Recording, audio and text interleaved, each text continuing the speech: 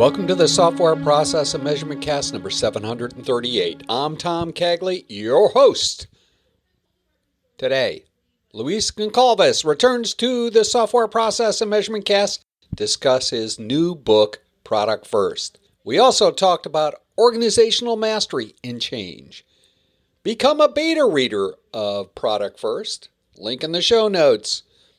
By the way, Luis was last on the Software Process and Measurement Cast number 718. Luis and Johanna Rothman are vying for the most interviewed people on the podcast. Luis Gonçalves is an entrepreneur, best-selling author, international keynote speaker. When consulting, he works exclusively with entrepreneurs, founders, senior leaders on the implementation of his game-changing ADAPT methodology. By following the ADAPT methodology, executive leaders will be able to transform their traditional project-oriented organizations into modern digital product companies. Are you ready to talk product first? It's time for the interview.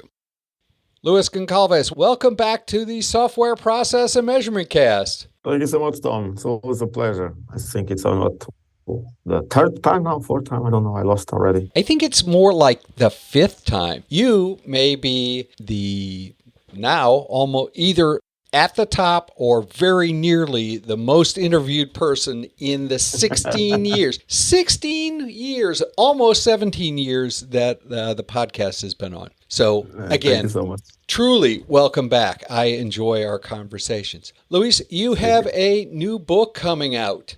By the before we hit the new book, you have a number of other books that you've done over the years. What are they, and where would people find those books? So all of them are in Amazon, so I think it's the easiest place to find them. Of course, you can find them on the website adaptmethodology.com. But in Amazon, it's the easiest one. So the first one is Getting Value Out of Agile Retrospectives. I co-wrote the book with Ben Linders. The second one is Organizational Mastery. So it came out in 2018. And the last one was Adapt. And upcoming is coming now in January, but in Amazon. So I think it's the easiest place to find them in Kindle and normal paper books. It's interesting. Is Kindle not the normal now? Do people actually read paper books? Which sell better? Definitely the Kindle. Okay. So last quarter, I got the numbers from the last quarter, and it was like almost 1,500 books, and it was like 50 paper, and all the rest were Kindle. Wow! So you cannot even compare. So the normal is the Kindle, and the paper is something that people have for reference. I actually use a lot of paper books for reference. I use the paper books as a present. So I give a lot of books. So we are shipping now around 20 to 30 books a week, paper books, because it's kind of a welcome package to the people that subscribe to our stuff. So then we send books away, and it's a completely different thing, right? Everyone gets the PDF, and of course it has the value of the book. Sure. But we always like to upgrade a little bit the value, so everyone gets a signed copy of the book. Is always different. I think it gives a different feeling. I do too. That's magnificent. Luis, the new book, Product First. Let's really start the meat of this conversation with what is the book about, and what's that central message that you're trying to get across to your readers? So the book, it's a very practical book. I never wrote anything like this, so it's an experiment, and I think it will be a pretty good one. So a lot of people already gave me really good feedback. The way how we help organizations to change them to project to products, it's through first workshop, a 3 days workshop, where we jump into the organization and we help the managing director and his team to really guide them, help them with this workshop. And the book is exactly about that. So the book is a storytelling book where we have Luis facilitating a 3 days workshop in a fictitious company in Berlin old company, invoicing company that is very project oriented, and it needs to change to a product oriented because it's losing competition, it's losing market share, it's losing the innovation part of the company. So they need to change. So they call me. I went there, I changed, or I run the workshop, and the book is the 3 days the workshop facilitation that we do in the normal case scenario or in the real life, let's say. But I think it's really cool because there is a lot of conflict. There is always someone that does not like the changes. There is the other guys that like the changes. So when I gave the book to a couple of people to review the book, I say, "Oh my God, there will be this guy be fired. Will not this guy be fired." I'm reading this guy is really pissing me off. It's really getting into my nerves. My God, this guy is always against everything. So I think it's really interesting book. And the people that read it told me, "Oh my God, I could not put the book down." So it was a storytelling, but it's more than a storytelling. So it's a very descriptive way of what we do in our day-to-day business. So it's of course it's a marketing book, even if we don't sell anything, but it's a marketing book in a way that people read the book, say, "Oh, this is very interesting, very interesting ideas here. I would love to have this workshop here in my company." So then they call us and we will run exactly the same workshop there. So this is what the book is about. Okay. Why is because there's a lot of people nowadays starting to talk on this movement project to products. My personal opinion, it's something that will be bigger than all this agile thing, because agile is a mindset, of course, but it's a way of working. But it's even it can be applied in the entire company. Most of the times it's applied mainly on product development, right? And it could be done in very other ways. Or many other areas. So it was a revolution, but I think the new thing, the new upcoming movement will be this project to products. Why? Because I truly believe, and I told you before in previous podcasts, I truly believe that this change must come because the way how companies are structured and thought and designed are designed in the way that they are using and optimized for the industrial era principles. And I really believe that we need to change all that paradigm and change it to a more digital way of working, and we can go deeper into this. But that's the main reason. I truly believe that the big movement is coming. People talk a lot about projects to products, but they really don't know what they need to do. It's my perception. So the book shows a little bit the workshop that we do, and of course touch on the 5 pillars of the adapt that we are now using. Adapt as the name say, adapt your project oriented company towards a centric product company. And from our point of view, or at least from my point of view, and it's not like a universal true, but it's the one that I use. I truly believe that there are 5 pillars that companies or leaders need to take a look into really building a digital product company, which is the first pillar. A, of the adapt methodology, A, approach. So with the entire way how you approach and build a digital funnel to generate leads for your company. The B is the data. A, agility. P, product, meaning digital product strategy. And T, transformation, so organizational design, to have an optimized company for the digital era. And those are the 5 pillars that I think that leaders should take into consideration when they build or when they adapt their project company to the product company. I just want to pull a little bit of a string on a definition to make sure that the listeners sync to your explanation. You use the term digital product company. What is a digital product company? How do you define that? That's a very interesting question. So for me, it's a product that is basically software that enables their companies or enables the company business model. So let's be very concrete. A car is not a digital product. A car is art physic product, right?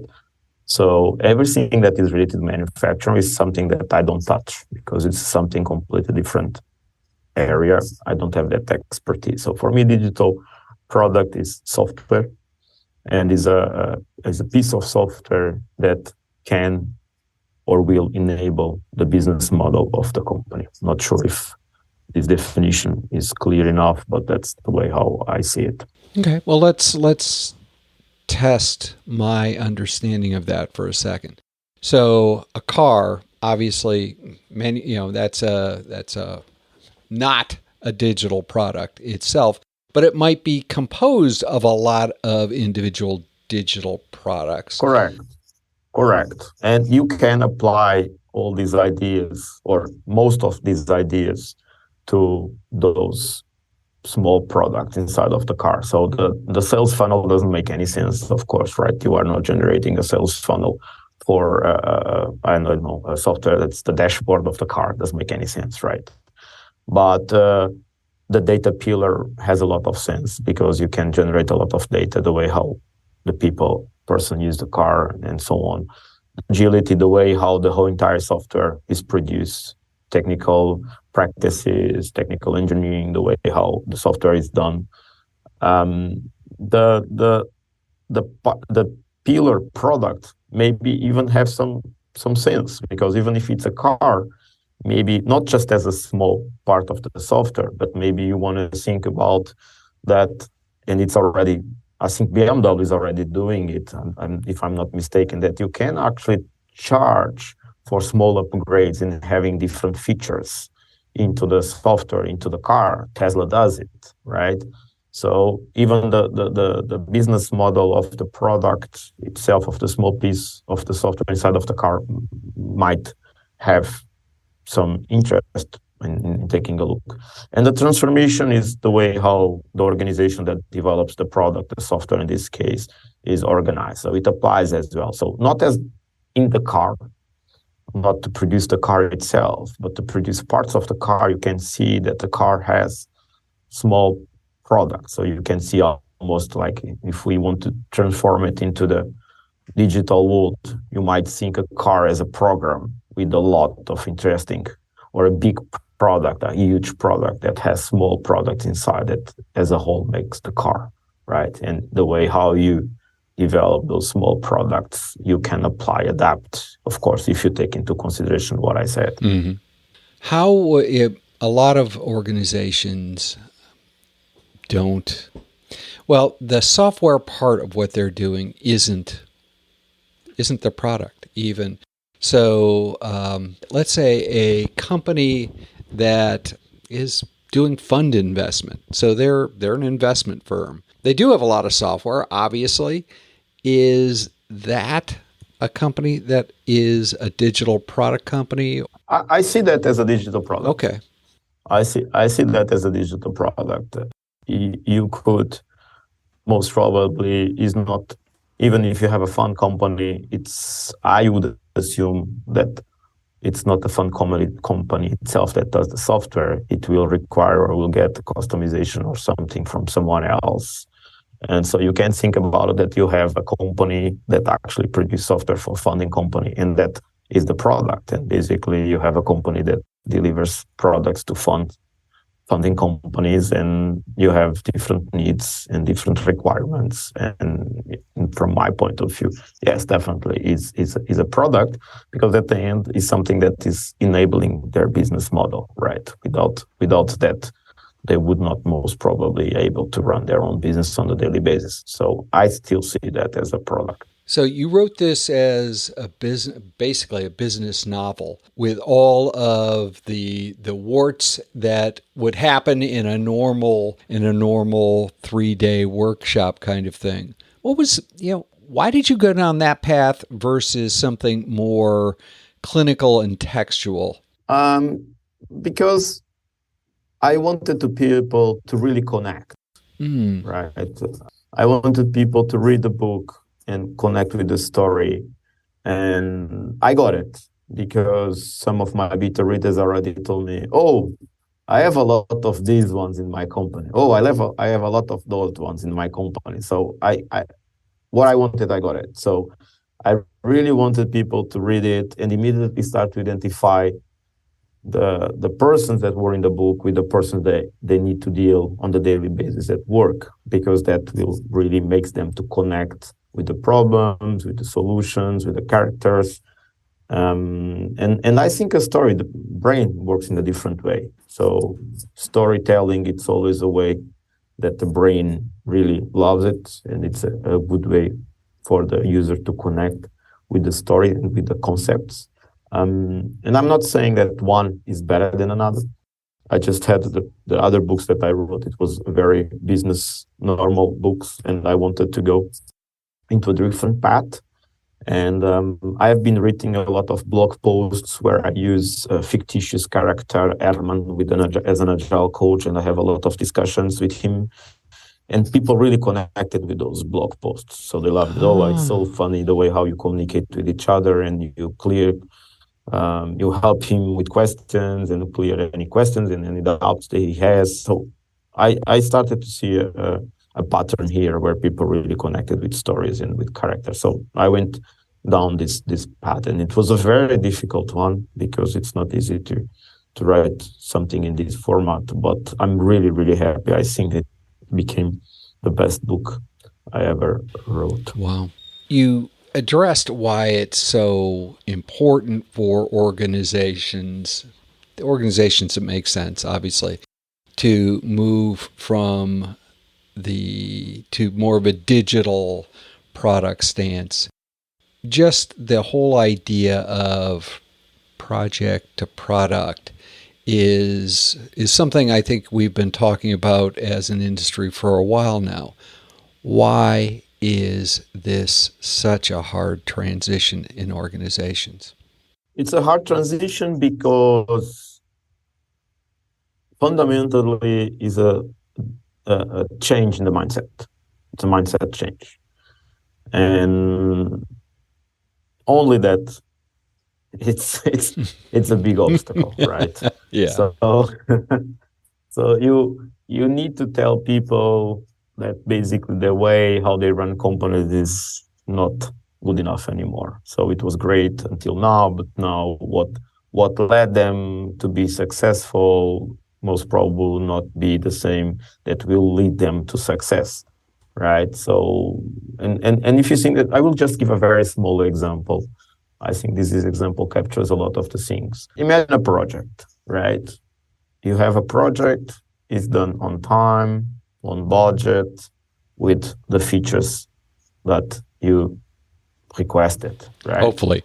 So you still think from project management point of view, it's success, right? On budget, on time, and deliver with the features that we asked.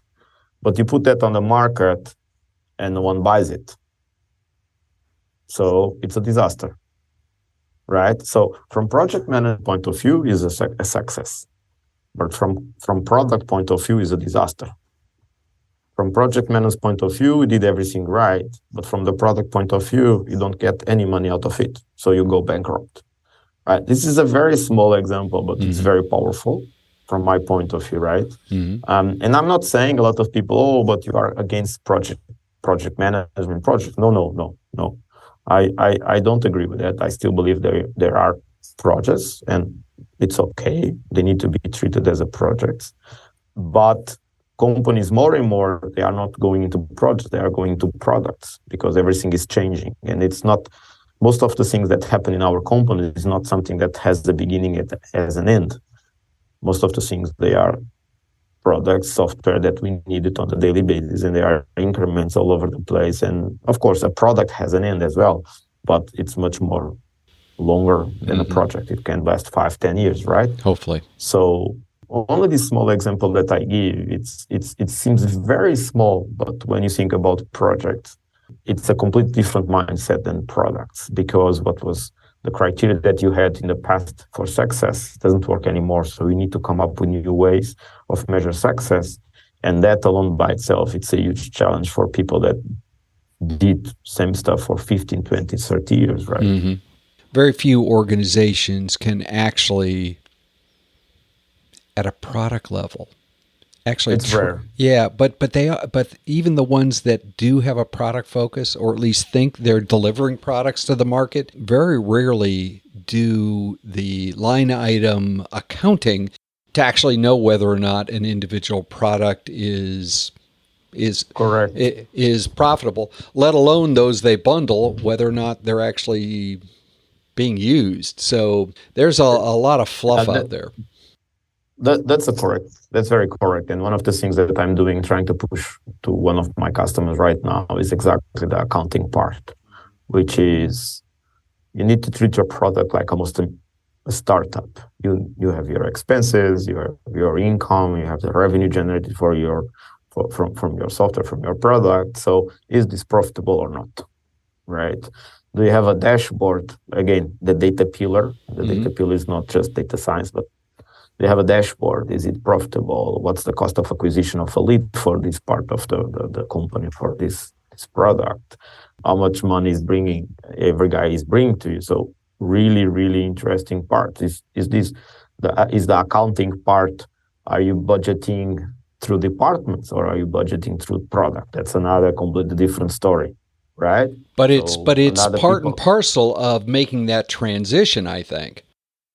Yeah. So it's one of the first things I tell them, we are a very product-oriented centric company, product first, and everything is product. Really? So how do you do the budgeting process? And everyone will, whoa, oh, really? So interesting.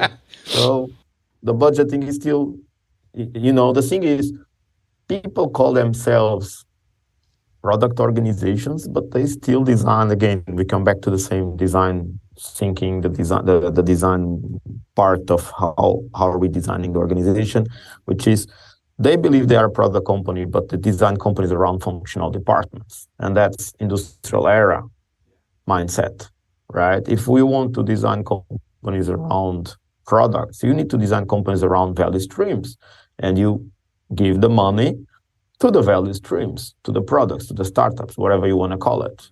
And people say, oh, but we don't need any more HR or finance. Of course you need. But from my point of view, you don't need a department for that. You need a skill set for that, right? So, of course, it's much more complex than this because there are some central departments that does make sense to have one person for each different product because it's not efficient. But it's a start. It's a start, and it's good for start a discussion. And the main idea is don't build the company around functional departments. Build the company around value streams products, and give the money to those streams and manage those as a entire value stream. And with that, you can see if they are profitable or not. And that's very interesting because imagine that you have a head of a product that is responsible for a product. You give the budget to that guy alone by himself.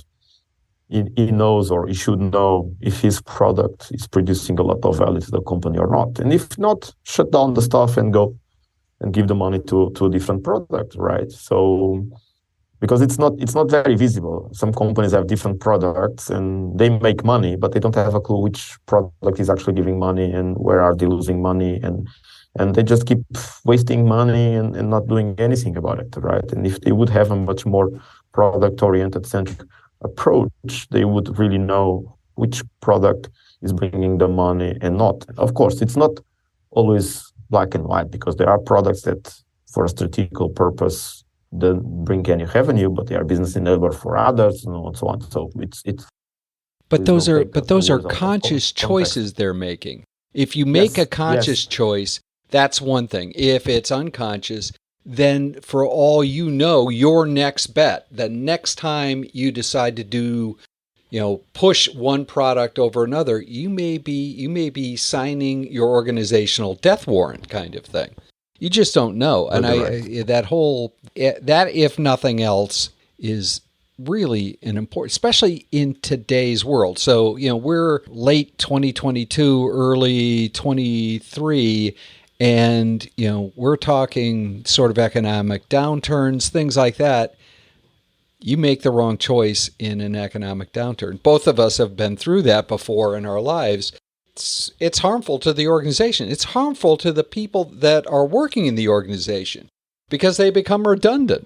Yeah, and a lot of people think that's a very interesting question, because a lot of people think, oh, we have a consulting company, and to be honest, yes, it's a consulting company, but for me, the consulting is just a tool that I use, because this might be very fluffy, right? But I'm talking more and more about it. But I use my business as a tool to create a bigger impact. So if I can help leaders to become successful, recognized, and efficient, and create great companies, it means that they will create great working environments where people can have better salaries, where people really do stuff that they love, the way how they love, right? So it's not just consulting. It's something that through the consulting, I have a tool that can really impact hundreds and hundreds of people in different companies, in different countries. And I think that's the big thing, right? So that's why I'm trying to do this consulting and trying to help, and because I really at the end want to have a bigger impact and help people. And imagine I'm a dreamer here, right? But imagine that you are a consultant and you can really help a leader to transform the company, where people at home or at work, they are pissed off. They came home really pissed off. They have discussion within their families and so on. But suddenly, it's crazy consultant and company with Louis goes in and change, and the company starts to get better results. People get a better bonus, better salaries, and instead of going home fighting with their families, they come in a really nice, happy way because we are doing really cool stuff. We got better jobs. I can pay you better. I'm a dreamer, right? But I truly believe that this is possible and we can do this. That's a marvelous outlook on life. When is the book due out? So right now it will come out most probably end of January. So we are just finishing the last details. The book is completely written. I'm just collecting the rest of the reviews, the foreword, the graphical part, etc., etc. So the book is already written. It was already proofread, copywritten, everything. So it's really just the small details that are missing, and then the book will be ready. So if people are listening to this before it's out, are they able to pre-order it on Amazon yet? Or when will they be able to pre-order it on They Amazon? are able to download the beta version. So if they go to adaptmethodology.com/product minus, or I don't know the word in English. I'll throw that stuff in there, yeah. Yeah, so you guys, you are listening, so forget I'm not a native one. So it's product first, but with the minus in the middle of the first, and then you can access to the book, and you get, for, I think, if I'm not mistaken, it's 7 chapters.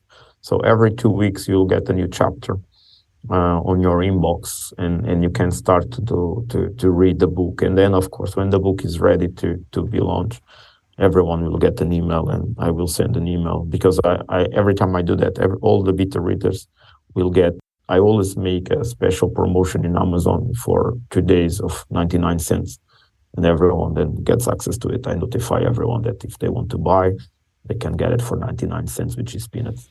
Super. Luis, obviously this has been marvelous. Again and again, we go down this path.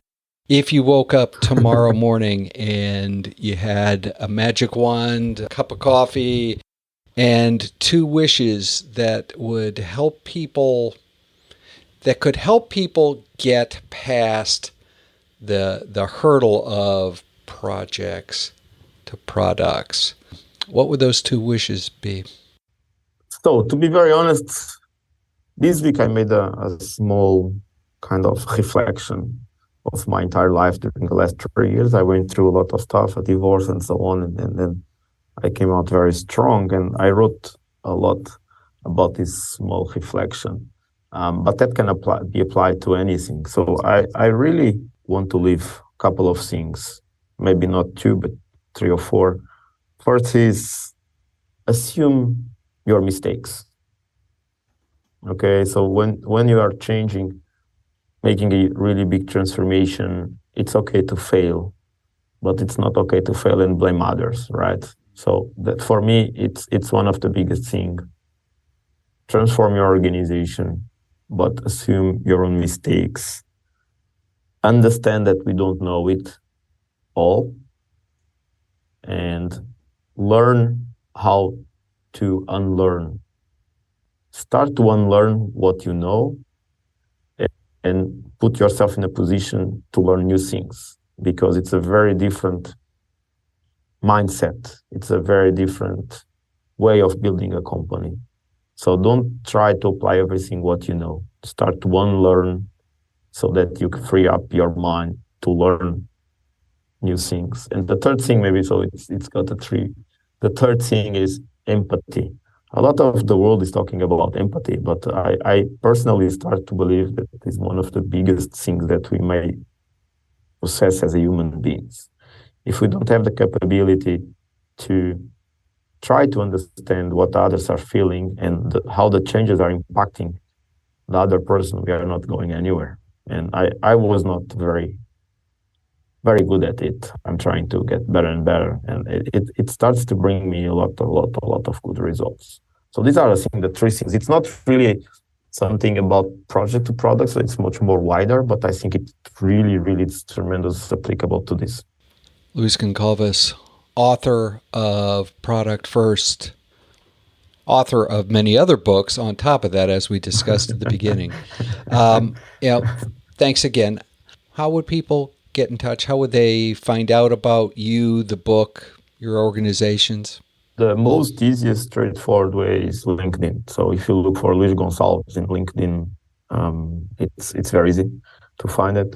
In email, if you want, luis@evolutionforall.com, and 4, the number 4. So evolutionforall.com, and I think those two, I'm sure those two are the easiest ones to get. And with that, you can get anything from me.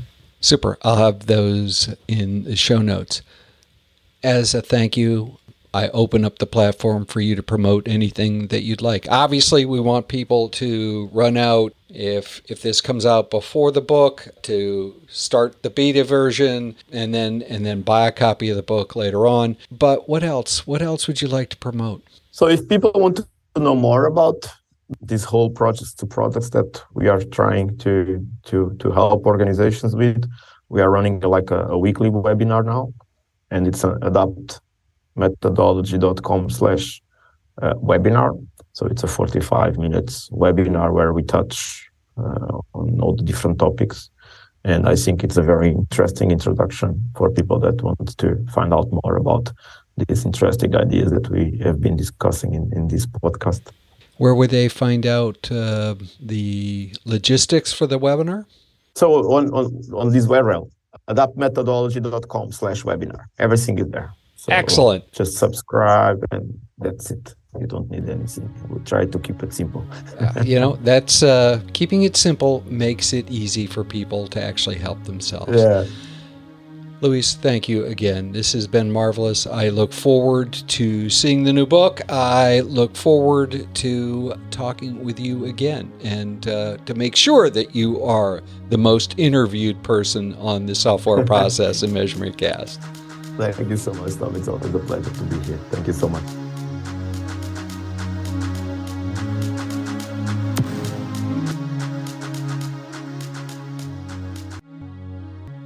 In Reread Saturday News, this week, Chapter 10 of Badass Agile Coaching, The Journey from Beginner to Mastery and Beyond.